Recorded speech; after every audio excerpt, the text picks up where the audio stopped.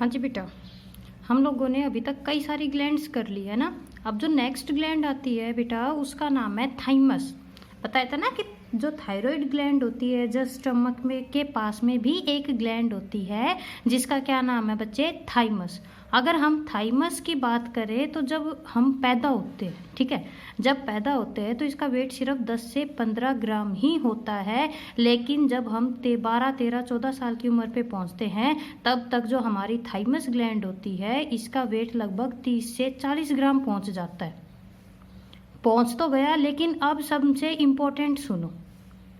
पैदा हुए तब कितना था, 10 से 15 ग्राम, है ना। प्यूबर्टी पे पहुंचे तो हो गया 30 से 40 ग्राम। प्यूबर्टी 8th क्लास में भी आप लोगों ने पढ़ी होगी। लाइफ की वो स्टेज, एक ऑर्गेनिज्म के लाइफ साइकिल में वो फेज जहाँ पर वो रिप्रोडक्शन स्टार्ट कर देता है, ठीक है, अपनी कॉपी बनानी स्टार्ट कर देता है, उसी को हम क्या नाम देते हैं, प्यूबर्टी के नाम से जानते हैं। लेकिन बेटा जब ये 30 से 40 ग्राम हो गई, उसके बाद धीरे धीरे करके, ठीक है, 12-13 साल की उम्र के बाद में जो थाइमस ग्लैंड होती है वो धीरे धीरे करके साइज में छोटी होने लग जाती है। और आप ये लगा लीजिए कि लगभग जब हम 40-45 साल के होते हैं तो सिर्फ ये 10 ग्राम जितनी ही बचती है। इसका मतलब हुआ कि जैसे जैसे हम एज्ड होते जाते हैं, हालांकि हम किसी भी ऑर्गन या किसी भी ग्लैंड के बारे में ये नहीं पढ़ते कि उसका साइज छोटा होता जाता है, लेकिन थाइमस एक ऐसी ग्लैंड है कि जैसे जैसे हम एज्ड होते जाएंगे इसका जो वेट होता है, जो साइज होता है, वो क्या होता जाता है, रिड्यूस होता जाता है, ठीक है। जब थाइमस ग्लैंड की ही बात करने के लग रहे हैं तो जो थाइमस ग्लैंड होती है बेटा, ये बनती है हमारी एंडोडर्म से, ठीक है। स्टर्नम और ओर्टा, स्टर्नम क्या होती है, जो हमारी चेस्ट बोन जो बीच में होती है जहाँ से रिब्स जुड़ी रहती है वो स्टर्नम, और ओर्टा याद है लेफ्ट वेंट्रिकल से जो निकलती है, जो लार्जेस्ट ब्लड वेसल होती है, ये उनके बीच में होती है। पिंक कलर का बाइलोब्ड लिम्फोइड टिश्यू का, लिम्फ का एक टिश्यू का सिस्टम होता है। जन्म के समय तो रहती है, लेकिन जब एक बड़ा अडल्ट हो जाता है धीरे धीरे करके उसमें लगभग ये क्या हो जाती है, डिसअपियर हो जाती है। तो हम क्यों पढ़ रहे हैं बेटा, इसका इतना कुछ खास नहीं है, लेकिन फिर भी हमें पता होना चाहिए कि एक थाइमस ग्लैंड भी रहती है जो कि एक हार्मोन को रिलीज करती है जिसका नाम है थाइमोसिन। थाइमोसिन कुछ नहीं करता, इमरजेंसी वगैरह के टाइम पे कुछ स्पेशल टाइप की WBC वगैरह रहती हैं, उनको क्या करता है, प्रोड्यूस करता है, ठीक है। It also hasten attainment of sexual maturity. हमने क्या कहा कि प्यूबर्टी के टाइम पे ये क्या होती है, अपनी मैक्सिमम साइज की होती है। इसका मतलब एक तरह से जो सेक्सुअल मैच्योरिटी का साइन होता है हमारे अंदर, वो भी किसकी वजह से शो होता है, थाइमस की वजह से। तो कुछ नहीं करना, सिर्फ याद कर लो कि थाइमस एक ग्लैंड होती है जिस हार्मोन को रिलीज करती है, उसका नाम है थाइमोसिन। और अगर हम थाइमोसिन हार्मोन की बात करें तो वो एक स्पेशल टाइप की जो WBC वगैरह रहती है उनको क्या करता है, प्रोड्यूस करता है, ठीक है। अब आ जाओ हमारी किडनीज। किडनी की जब हम बात करेंगे, किडनी कहाँ से बनती है, मेसोडर्म से, और इसके 3 मेन हार्मोन होते हैं, रेनिन, इरिथ्रोपोइटिन और कैल्सिट्राइल। हालांकि कभी भी इनके ऊपर क्वेश्चन नहीं आता, लेकिन फिर भी हमें पता होना चाहिए। इसके ऊपर आता है RASS, रास सिस्टम। देखो, when ever the rate of ultrafiltration fall, ultrafiltration कौन सा था बेटा, जब जो ब्लड होता है वो हमारी किडनीज के अंदर क्या होता है, फिल्टर हो रहा होता है। तो कहता है कि जब कभी भी, है ना, यूरिन फॉर्मेशन का जो सबसे पहला स्टेप था उसी को हम क्या बोलते हैं, अल्ट्राफिल्ट्रेशन।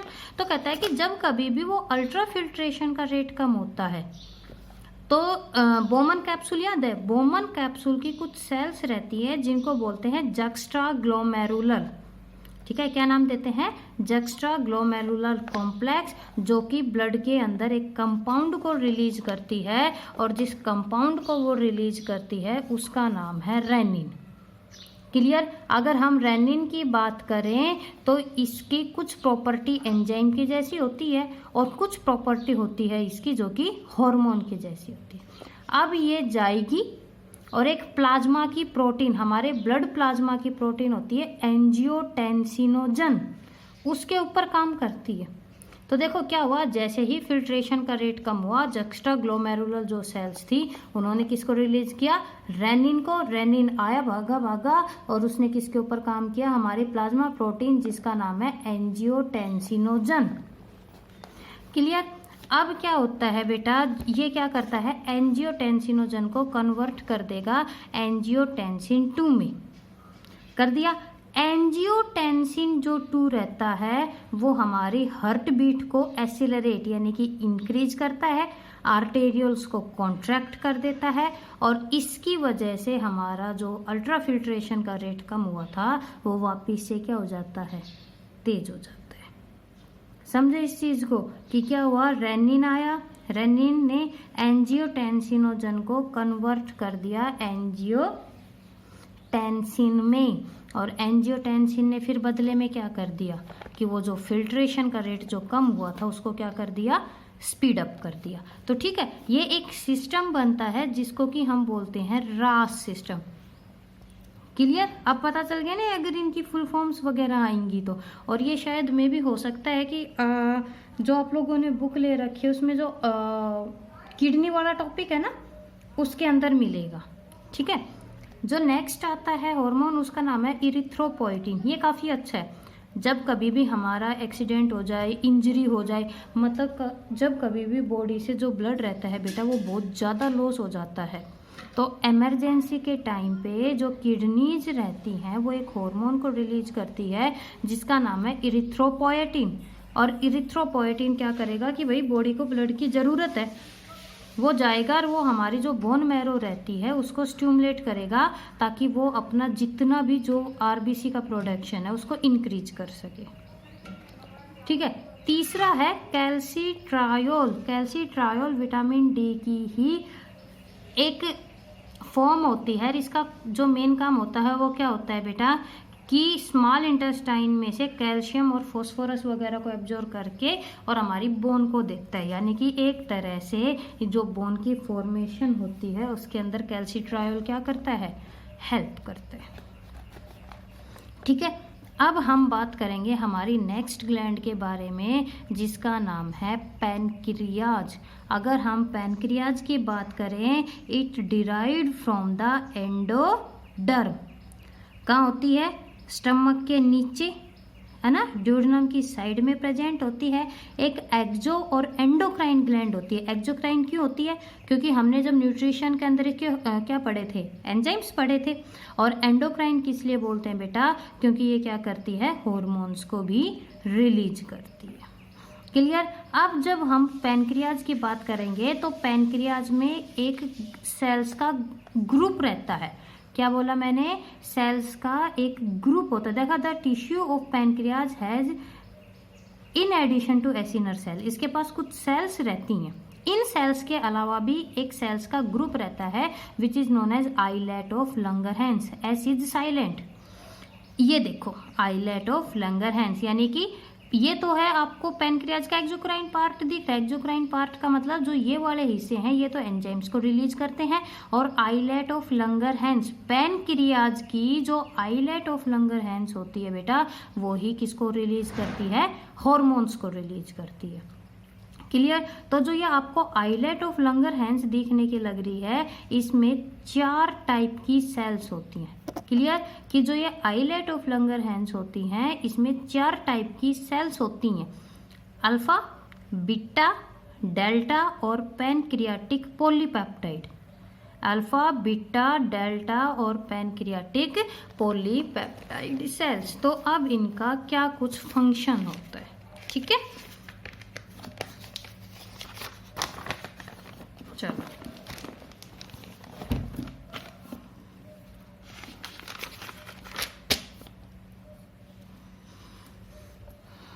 ये देखो बेटा, hormones of the pancreas and their role. तो हमने सबसे पहले किसकी बात की, अल्फा सेल्स की। अल्फा जो सेल्स होती हैं वो जिस हार्मोन को, ठीक है, पैनक्रियाज की अल्फा सेल्स जिस हार्मोन को रिलीज करती है उसका नाम है ग्लूकागोन। जब कभी भी हम फास्ट करते हैं, खाना नहीं खाया, मान लो 1-2 दिन खाना नहीं खाते तो उसकी वजह से क्या होता है, ब्लड में ग्लूकोज का लेवल कम हो जाता है। तो हमारा फूड रिजर्व है बेटा ग्लाइकोजन। ये क्या करेगा, आएगा, निकलेगा, लीवर में जाएगा और कहेगा ग्लूकोज को वापस करो ब्लड को। यानी कि ये ग्लाइकोजन को, ठीक है, लीवर में जो ग्लूकोज ग्लाइकोजन की फॉर्म में स्टोर होती है, उस ग्लाइकोजन को ग्लूकोज में कन्वर्ट करेगा और ब्लड को वापस दे देता है। ये उसका उल्टा काम करता है। जब खाना खाएंगे तो क्या होता है, ग्लूकोज का लेवल सडनली इंक्रीज कर जाता है।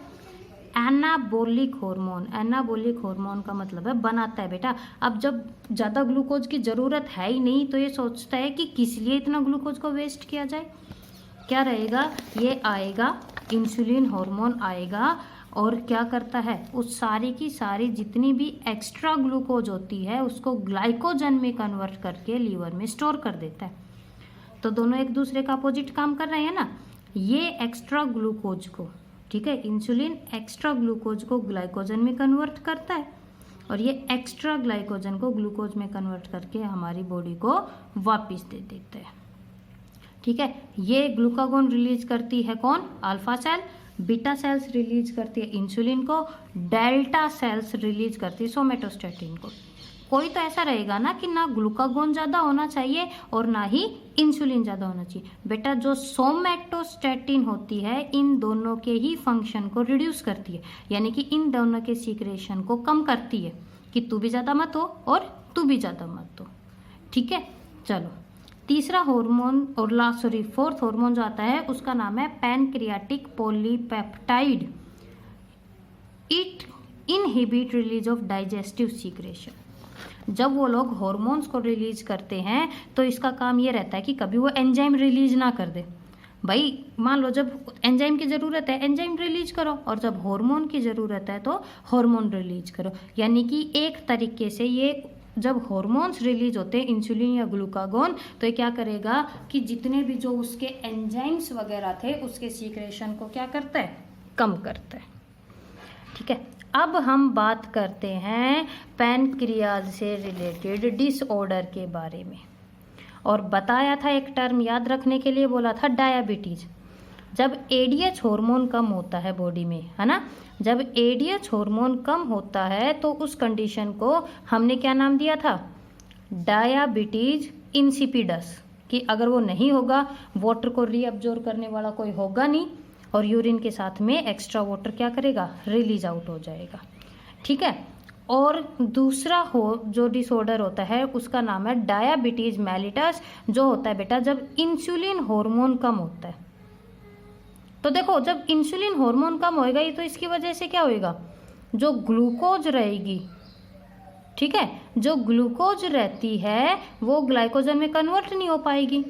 तो इसकी वजह से हमारे यूरिन के साथ में वो जो ग्लूकोज रहती है वो पास आउट होने लग जाती है, यूरिन के साथ में ग्लूकोज निकलने लग जाती है और इसी कंडीशन को हम नाम देते हैं शुगर, है ना।